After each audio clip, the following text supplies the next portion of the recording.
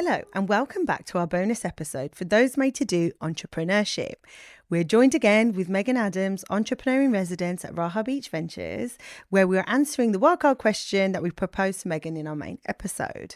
So Megan, for a bit of context, we tried to make the wildcard question a little unexpected, thought-provoking, and the sky is the limit on how you answer it. And we say this to all our guests.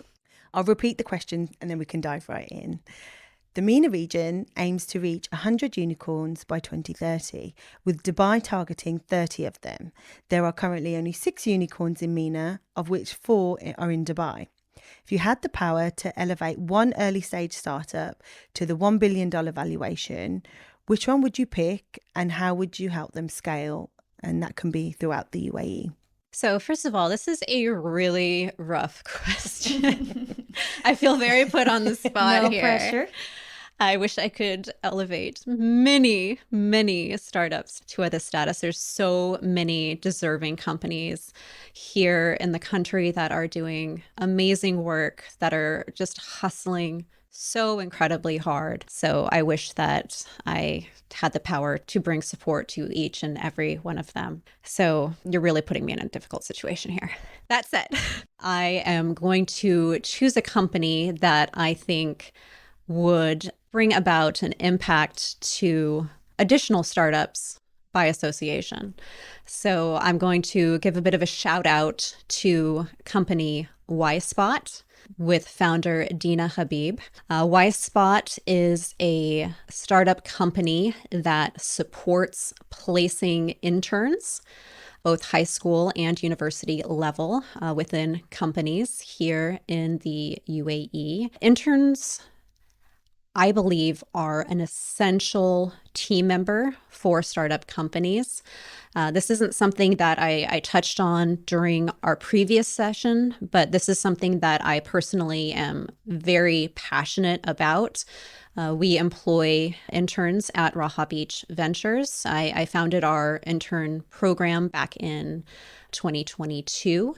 This is something that I believe every startup should do, not just big corporate companies. I think there's a lot of misinformation about what's required of a company in order to support interns in the workplace.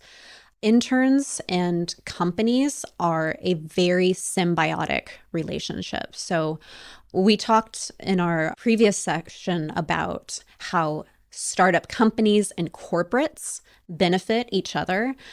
I view the intern company relationship in a very similar way.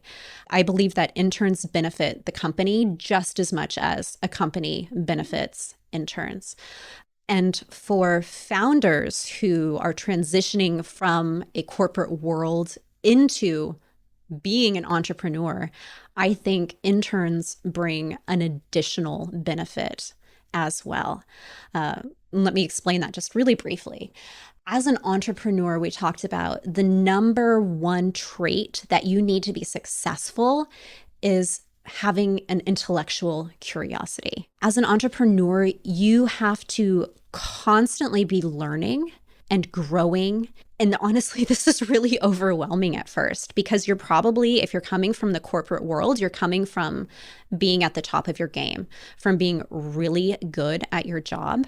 And when you become an entrepreneur, all of the sudden, you may be really good at some aspects of your job, but you're not going to be really good at everything. And if you're an overachiever, which is another aspect of being an entrepreneur, this is really rough because you go from being amazing at everything to, oh my gosh, guess what? I'm not good at marketing or business development or whatever it may be, your weaknesses. Doing it all at the same time. And you have to do them all at the same time. So all of a sudden, you're the student again. So you need to find mentors for yourself. And yes, these mentors that you're finding for yourself are, the masters in their field. You need to find, a master of business development to learn from. You need to find a master in marketing to learn from. You need to find a master in coding to learn from. But I would argue you also need to find a master of learning to learn from. And who is better at learning than top tier university students? I have learned so much from my interns about having, a positive outlook at receiving criticism or feedback. It's been a long time since, as a C-level executive, someone gave me an entire page of feedback on something and said, you're kind of starting over here. Here's a lot of stuff you need to do better. And honestly, when I first got that level of feedback, I did not respond well to it. My ego was bruised, but I'm learning and I'm getting better at becoming new at things again. And a lot of that, honestly, I've learned from my interns and the way that they respond to my feedback. And they don't get bummed out. They're like, thank you so much for teaching me that. I appreciate you taking the time to tell me how I could do better. And then I realized wow, that's how I should respond to feedback. And now that's how I'm responding to feedback. And honestly, my life is so much better. So while interns obviously bring fresh perspectives, they work so hard, they're brilliant collaborative team members, they're also great mentors for entrepreneurs. So I don't think a lot of people realize that. And I think that's a really important message for entrepreneurs to hear.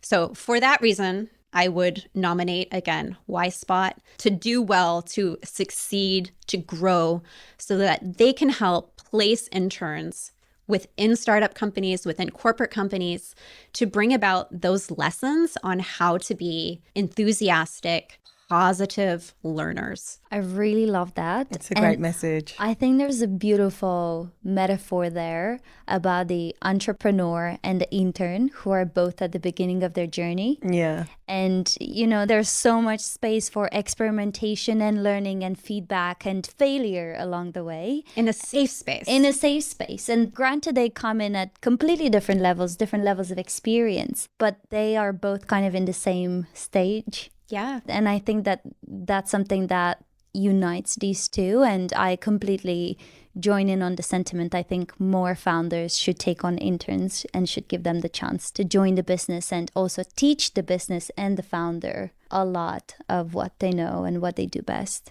And then you go together. Absolutely. I love that. It's a very symbiotic opportunity. Can you tell us a bit more about what stage of growth Y-Spot is right now and how close they are to reaching that impact that you'd like them to see? To the best of my knowledge, Y-Spot is currently raising funds. But as you know, as a female founder, raising funds is a very challenging prospect, especially here in the MENA region.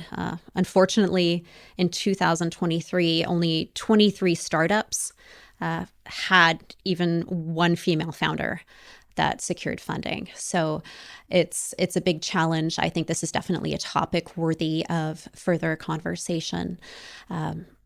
So the sad truth is it takes money to build products, especially tech products. So my hope for them is that they are able to successfully raise to further flesh out their product, get that on the market, and be able to serve more students. That sounds amazing. We definitely wish them well with the fundraising. We know it's very challenging and, looking at the numbers, we're not where we would want to be. So we definitely need to raise more awareness of the journey that women founders go on and the unique challenges they face on that journey. And you're absolutely right. We will do an episode on this. We'll have to invite someone from the investments world to kind of break this topic down.